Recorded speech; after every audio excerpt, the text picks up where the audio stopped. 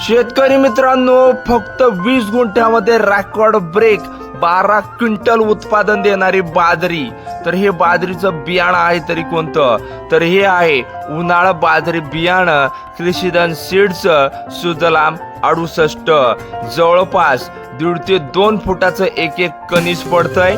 त्याचबरोबर फक्त 4 ते 5 आणि एखादं पाणी वधाराही लागतं, पण भरघोस असं रेकॉर्ड ब्रेक उत्पादन मिळून देतं. पाहू शकताय बाजरी किती जबरदस्त आहे.